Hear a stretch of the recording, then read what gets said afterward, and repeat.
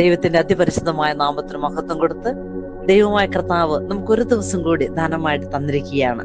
നല്ല ദൈവത്തിന് നന്ദി പറയുമ്പോൾ ഇന്നത്തെ പ്രത്യേക പ്രാർത്ഥന നിയോഗമായിട്ട് നമ്മൾക്ക് കടന്നു പോകുന്ന സങ്കടങ്ങള്, വേദനകള്, നൊമ്പരങ്ങള്, രോഗങ്ങള്, രോഗപീഠകള് നല്ല ദൈവത്തിന്റെ കരങ്ങളിൽ നമുക്ക് കൊടുക്കാം. മറ്റുമില്ലാത്ത ദൈവം നമ്മളോട് പറയുന്നൊരു കാര്യമുണ്ട്. 56 സങ്കീർത്തനത്തില് 8 തിരുവചനം, അവിടുന്ന് നിന്റെ അലച്ചിലുകൾ കണ്ടിട്ടുണ്ട്, നിന്റെ കണ്ണീർ കണങ്ങള് കുപ്പി ശേഖരിച്ചിട്ടുണ്ട്. ദൈവമക്കളെ, നമ്മുടെയൊക്കെ ജീവിതത്തിലെ നല്ല നല്ല കാര്യങ്ങൾ ഓർക്കാന് അല്ലെങ്കിൽ നമ്മോടൊപ്പം സന്തോഷിക്കാൻ എല്ലാവരും ഉണ്ട്. പക്ഷെ നമ്മുടെ സങ്കടങ്ങള്, സഹനങ്ങള്, വേദനകള്, നൊമ്പരങ്ങള് അത് നമ്മളോടൊപ്പം കൂടെ ചേർന്ന് നിൽക്കാൻ ആരും ഉണ്ടാകില്ല. പക്ഷെ ദൈവം നമ്മളോട് പറയുകയാണ്, ഞാൻ നിന്റെ കൂടെയുണ്ട്, ഞാൻ നിന്റെ കണ്ണീർ കണ്ണുകള് കുപ്പിയിൽ ശേഖരിച്ചിട്ടുണ്ട്. നമ്മുടെ അലച്ചിലുകൾ കണ്ട, നമ്മുടെ കണ്ണീർ കണ്ണങ്ങള് ഒപ്പിയെടുത്ത ദൈവത്തിന്റെ സന്നിധിയിൽ നമുക്കെല്ലാം വിട്ടുകൊടുക്കാം.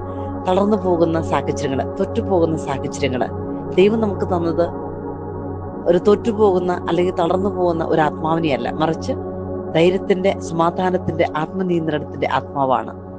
ആ ആത്മാവ് നമ്മളെ ഒരിക്കലും നിരാശയിലേക്ക് നമ്മൾ തള്ളിക്കളയുകയില്ല. നമുക്ക് വിശ്വസിക്കാം, നമ്മൾ എടുക്കുന്ന ഓരോ തീരുമാനങ്ങള് ദൈവത്തോട് ചേർന്നാണെങ്കിൽ ആരുടെ മുന്നിൽ മുട്ടുമുടക്കുവാൻ നമ്മുടെ ദൈവം നമ്മെ അനുവദിക്കില്ല.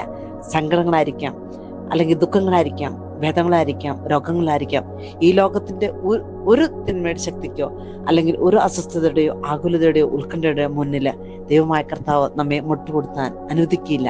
കാരണം ദൈവം നിന്നെ തളർത്തുന്നവനല്ല, വളർത്തുന്നവൻ. നീ ഒരു അനുഗ്രഹമായിരിക്കും. നിന്നിലൂടെ വലിയൊരു ജനാവലി കടന്നു വരും ദൈവസന്നിധിയിലേക്ക്. വിശ്വസിക്കാം മക്കളെ, നമ്മൾ കടന്നു പോകുന്ന വഴികള് ദൈവകരങ്ങളിൽ നമുക്ക് കൊടുക്കാം.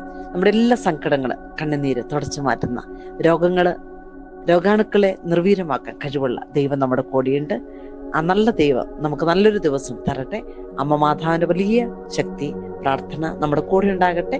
തൃത്വ കൂട്ടായ്മയുടെ സംരക്ഷണം, വചനത്തിന്റെ വലിയൊരു സംരക്ഷണം, തിരുനാമത്തിന്റെ തിരുക്കുരിശിന്റെ തിരുരക്തത്തിന്റെ വലിയ സംരക്ഷണം നമ്മുടെ കുടുംബത്തെയും അനുഗ്രഹിക്കട്ടെ. നമുക്ക് പ്രാർത്ഥിക്കാം.